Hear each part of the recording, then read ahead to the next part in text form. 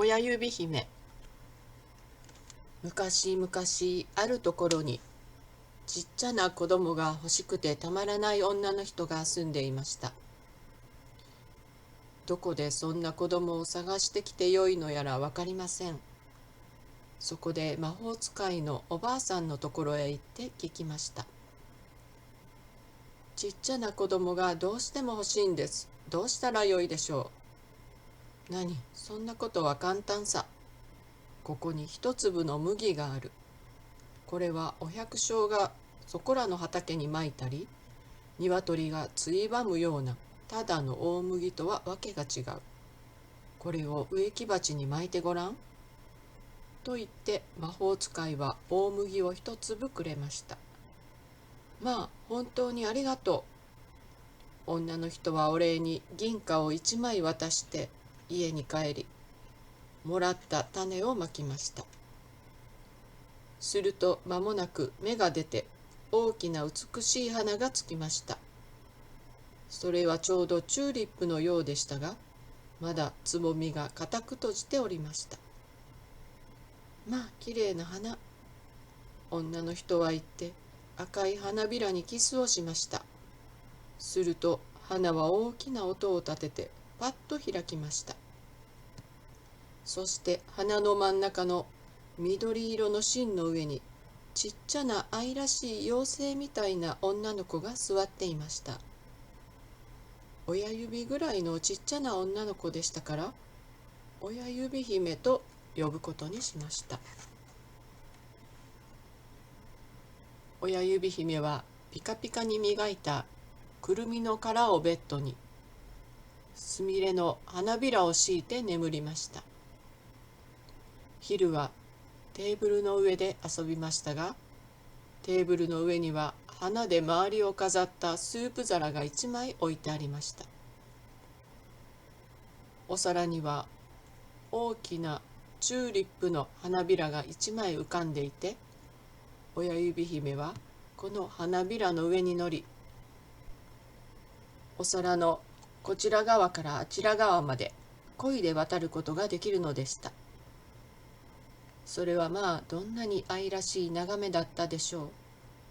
親指姫は何とも言えない小さな甘い声で歌を歌いました。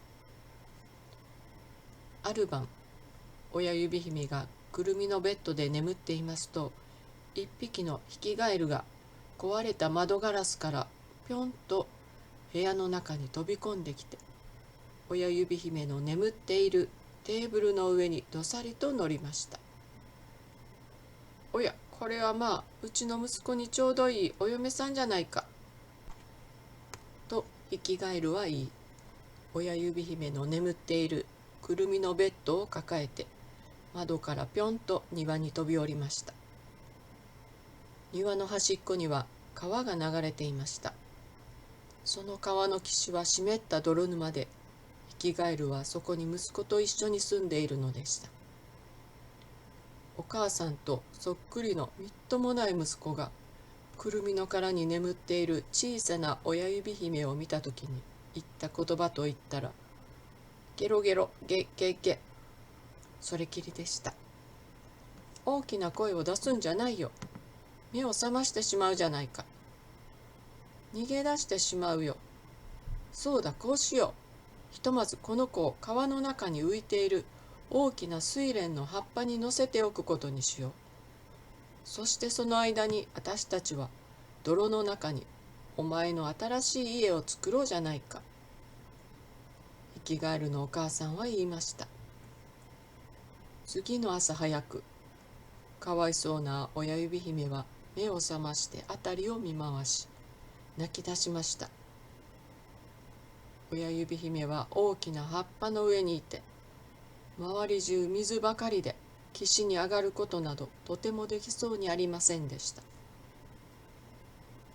さて、年取ったお母さんヒキガエルは泥の中で新婚の息子の部屋を作るのに大忙しでした。足と黄色い睡蓮の花で息子の嫁のために部屋を飾りました。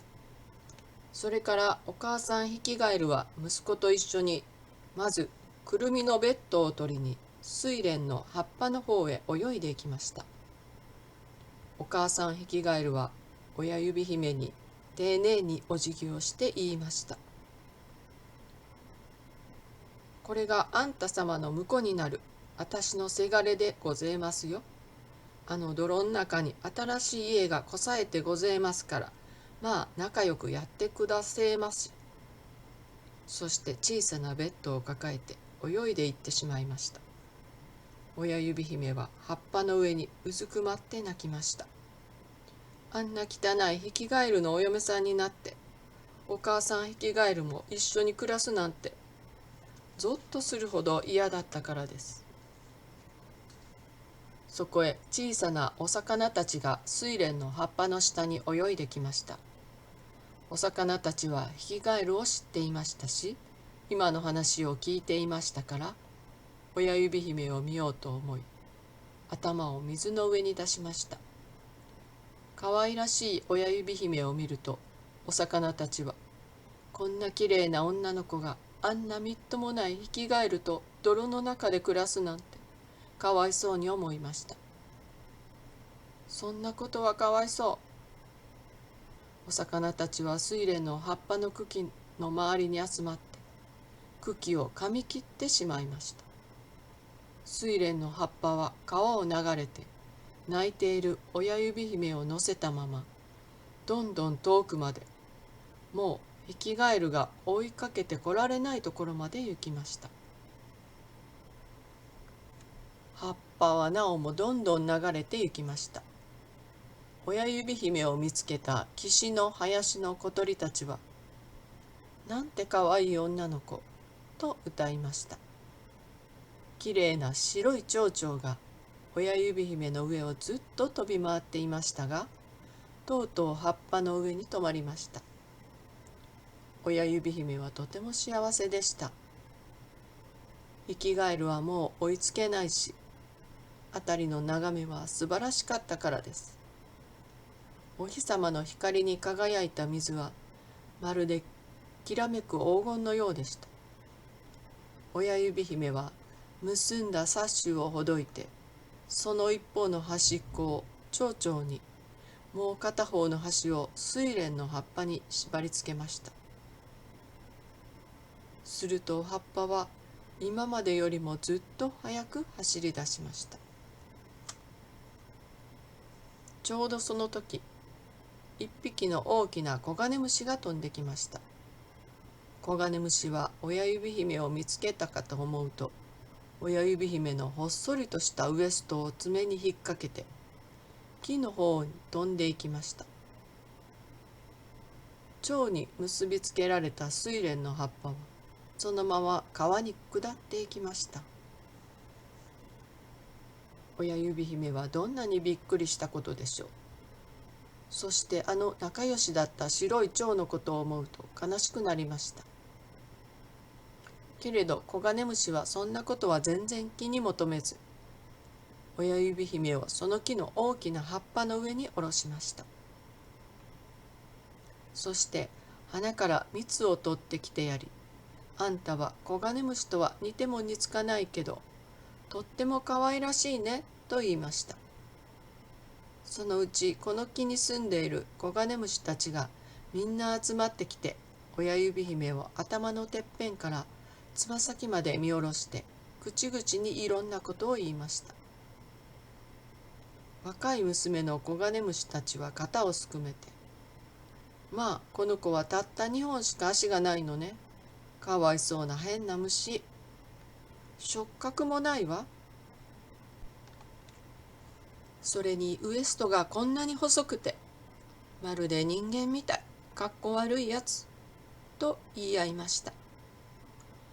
親指姫を連れてきたコガネムシは、本当は親指姫をとても可愛らしいと思っていたのですが、みんながワイワイけなすものですから、しまいには自分も親指姫を変なものだと思い始め、もうこんなやつは放り出した方がいいと決めました。そこで親指姫を葉っぱの野菊の上に下ろして帰ってきてしまいました。親指姫は野菊の上にうずくまって泣きました。だってコガネムシにまで嫌われるくらい自分はみっともないのだと思いましたから。夏中、親指姫は林の中でたった一人で暮らしました。自分で草の葉を編んでベッドを作り、大きなスカンポの葉の上にハンモックのように吊るしました。こうすれば雨に濡れないで済むからです。花から蜜と花粉を集め食べ、毎朝草の葉にたまったつゆを飲みました。そして夏が過ぎ、秋も行き、冷たい長い冬がやってきました。今まであんなに楽しそうに歌っていた小鳥たちは飛んでいってしまい、木々は葉を落とし、花も枯れてしまいました。屋根代わりにしていた大きなスカンポの葉っぱもめくれてしわしわになり、とうとう黄色くなった茎だけになりました。親指姫はとても寒く、凍え死んでしまうのではないかと思いました。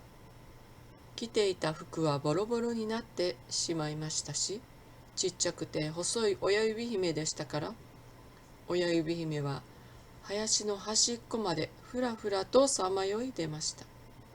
そこには大きな麦畑がありましたが、麦はとっくに刈り取られ、乾いて尖った切り株が凍った地面に突き出ているだけでした。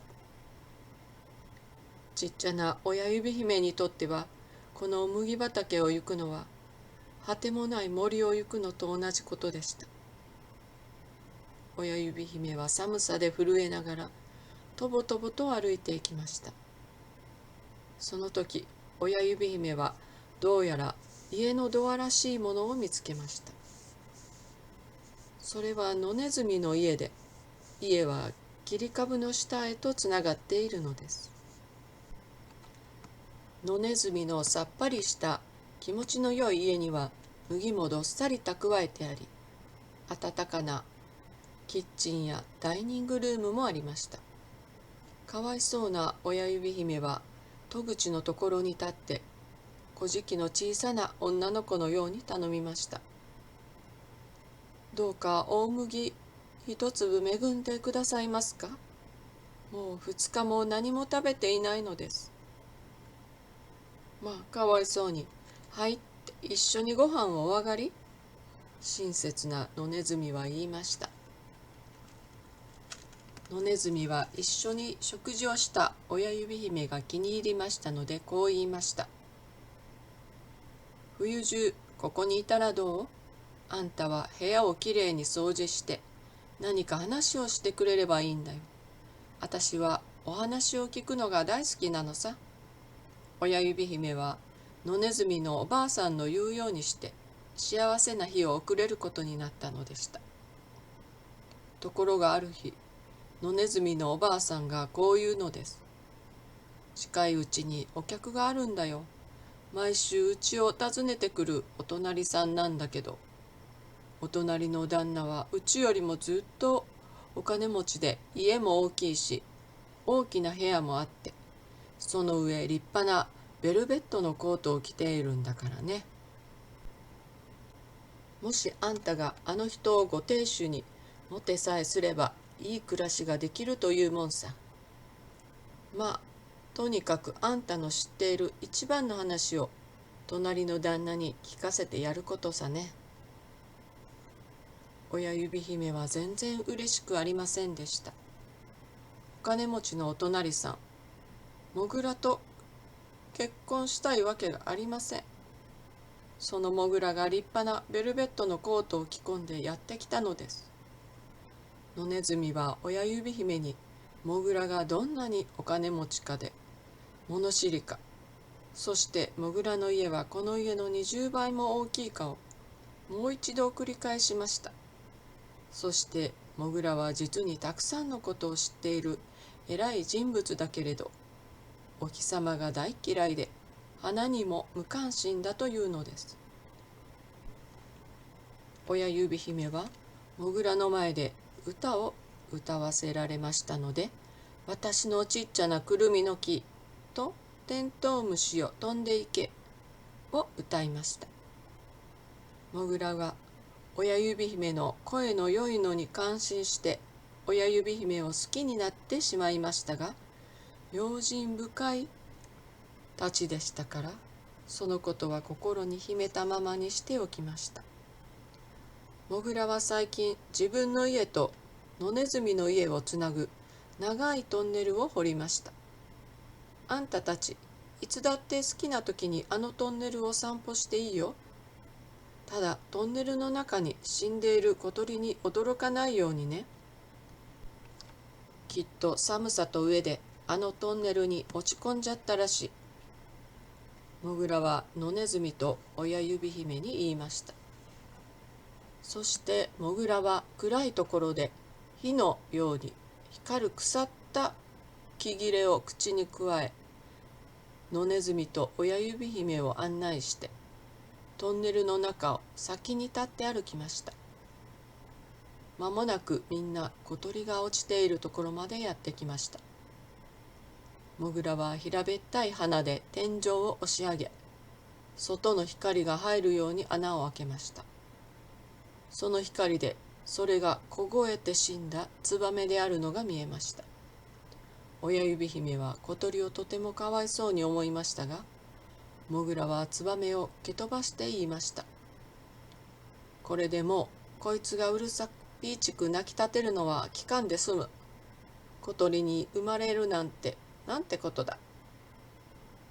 ピーチク泣くだけで冬が来れば飢え死にするってわけだからな。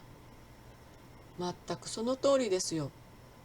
それなのにこんな小鳥をいいと思っている人もいるらしいのは一体どういうわけかね。野ネズミはモグラに相槌を打ちました。親指姫は何も言わず、二人が先に行った後で、ツバメの上にかがんで、その頬にキスをしてやりました。きっと夏中歌を歌ってくれたあのツバメに違いないわ。あの歌がどんなに慰めになったことか。モグラはお日様の光の入っている穴を塞いで、二人を家まで送り届けてくれました。その夜、親指姫は眠れずにベッドから起き出し、枯れ草で小さな毛布を編みました。そして編み上がるとそれを持ってトンネルの方へ降りていき、小鳥の上にかけてやりました。そして小鳥の両脇に野ネズミの物置で見つけたアザミの綿毛を当て、冷たい土の中で暖かな寝場所をしつらえて言いました。さようなら、かわいいツバメさん。それから小鳥の胸に頭を当てると、親指姫はびっくりしました。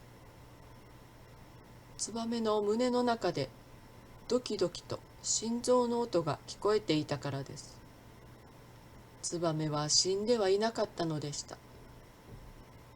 ツバメは凍えて気を失っていただけで、こうして温められたので息を吹き返したのです。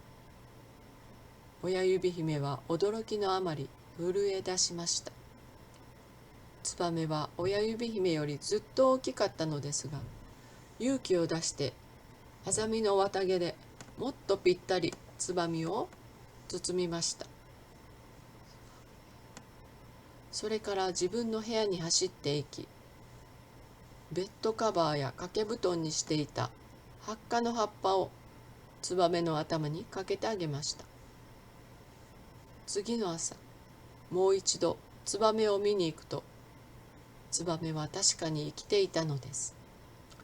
でもとても弱っていて、たった一度わずかに目を開けてちらっと親指姫を見ただけでした。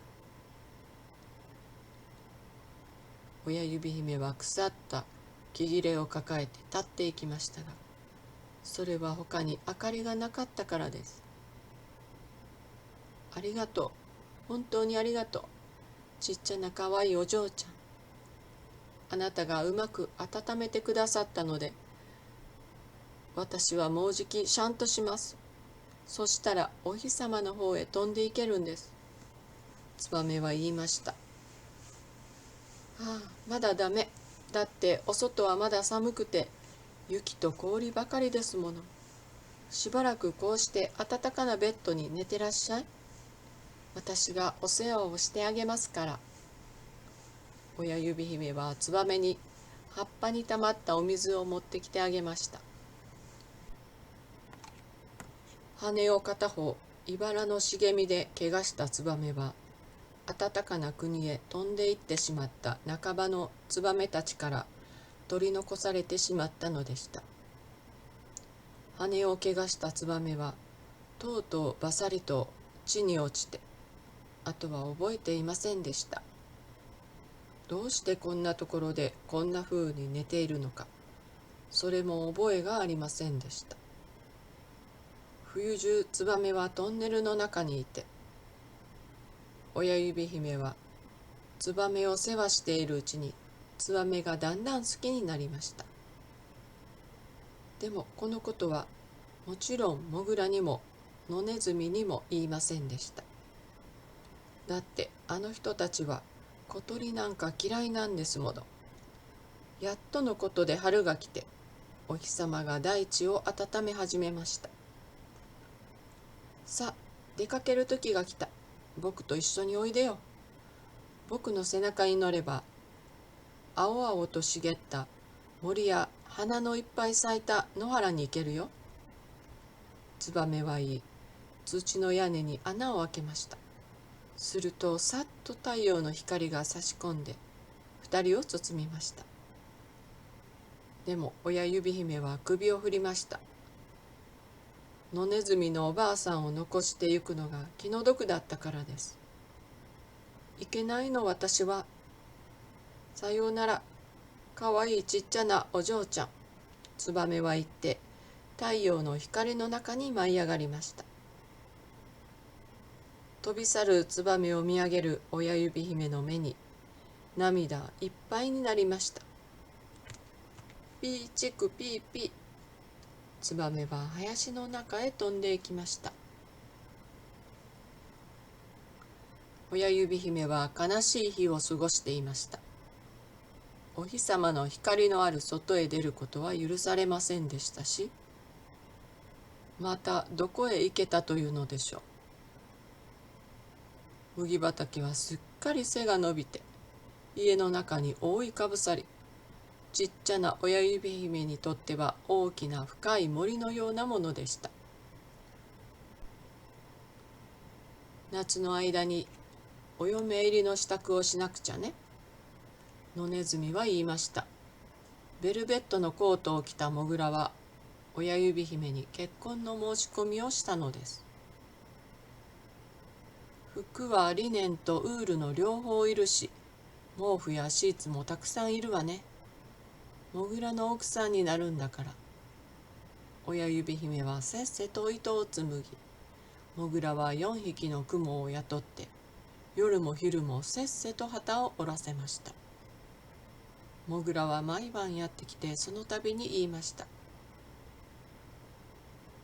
夏が行っちまったら、ギラギラ照りつける日がなくなったら、いよいよ結婚式だ。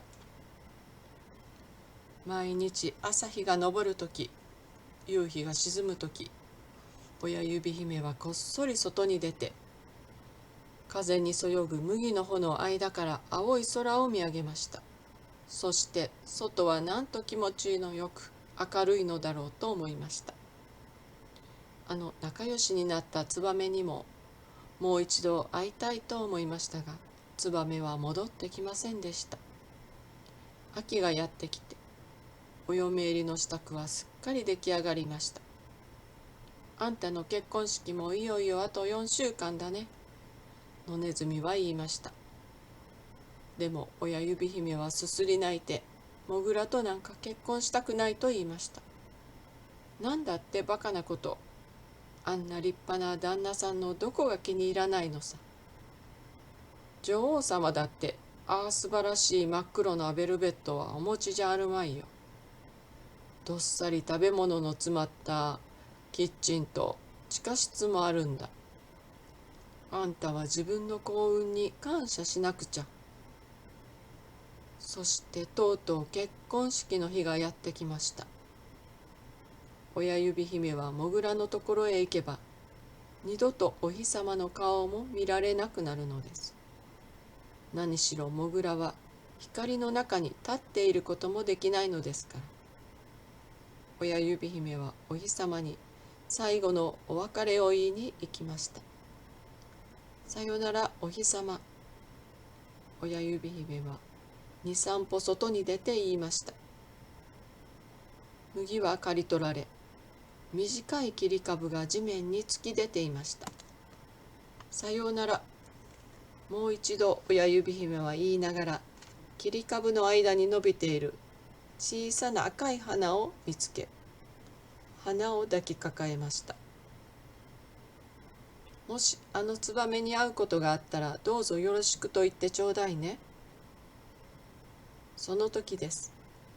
親指姫は頭のすぐ上で、ピーチクピーピーという声を聞いたのです。それはあのツバメでした。ツバメは親指姫を探しに来たのです。ああ、よかった。ツバメは親指姫を見つけて大喜びでしたが、親指姫は今日こそ悲しい結婚式で、これからは土の下の暗い家に暮らさなければならないのだと、涙ながらにツバメに言いました。冬がやってくるから、僕はこれから暖かな国へ飛んでいくんだ。一緒に行こうよ。モグラやモグラの穴蔵の家など掘り出して、ここよりもっと明るいお日様の輝いている国へ行こうよ。そこじゃ一年中夏なんだ。さあ一緒においで。あんたは僕があの土の下の暗いトンネルで凍えていた時、助けてくれた命の恩人なんだ。いいわ、あなたと一緒に行く。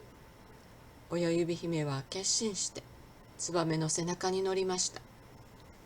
そしてツバメの強い羽にサッシュで自分をしっかりくくりつけました。ツバメは空高く舞い上がり、森を越え、湖を越え、いつも雪の降り積もっている高い山を越えて飛んでいきました。そしてとうとう暖かな南の国、明るい光の満ち満ちた香る木や草の茂る国にやってきました。レモンやオレンジがたわわに実り、野原では愛らしい子供たちが色鮮やかな蝶と遊び戯れています。けれどツバメはもっと遠くまで飛んでいき、行けば行くほど見渡す景色は素晴らしいものになりました。そしてとある真っ青な湖のほとりで、大きな緑の木の下に立っている眩しいばかりの真っ白な大理石のお城にやってきました。お城の高い丸い柱にはぶどうのつるが巻きついているのでしたが、そのてっぺんの方にツバメの巣はありました。さあ、ここが僕の家だよ。だけどあんたはほら、あの地面に咲いている花の一つを家にしたら？ツバメは言いました。まあ素敵。親指姫は叫んで手をたたいて喜びました。一本の大きな白い大理石の柱が3つに割れて地面に転がっていましたが、その割れ目に美しい白い花が咲いているのです。ツバメはその花を選んで親指姫を花びらの上に下ろしました。驚いたことに、その花の真ん中には小さな王子様が、まるでガラスでできたみたいな美しい王子様がいたのです。王子様は愛らしい金の冠をかぶり、肩に輝く羽がありました。王子様はちょうど親指姫と同じくらいの大きさでした。どの花にもみんな花の守り神の小さな妖精がいましたが、その王子様がみんなを取り仕切っているのでした。まあ、なんて素敵な方。親指姫はささやきました。王子様ははじめツバメを見て、そのあまりの大きさにびっくりしたようでしたが、すぐ親指姫を見つけ、どの花の妖精よりも美しいその愛らしさの虜になりました。そして自分の冠を脱ぎ、親指姫の頭に乗せ、自分と結婚して花の妖精たちの女王になってくれるように頼みました。あ、これこそ親指姫にふさわしいお婿さんでした。ヒキガエルの息子だの、黒いベルベットのコートを着たモグラのおじいさんとは比べ物にならないお婿さんの候補者だったのです。親指姫がうなずくと、花という花から一斉に妖精たちが立ち上がりました。親指姫はみんなからそれぞれに贈り物をもらいましたが、一番素敵なものは輝いた一対の羽でした。その羽をつけると親指姫は花から花へと飛び回れるのでした。ああ、嬉しい。ツバメは高い巣の上で歌を歌いながらちょっぴり悲しい気分でした。だって親指姫がとても大好きでしたから別れたくなかったんです。さようなら。ツバメにはやがてまたデンマークに帰らなければならない日がやってきたのです。デンマークのツバメの家のそばにはおとぎ話を話して聞かせるおじさんが住んでいました。だからツバメはおじさんに、聞いて聞いて、ねえ、こういう話なんだ、ピーチクピーピーと聞かせてあげましたので、今この話がこうして残っているわけです。おしまい。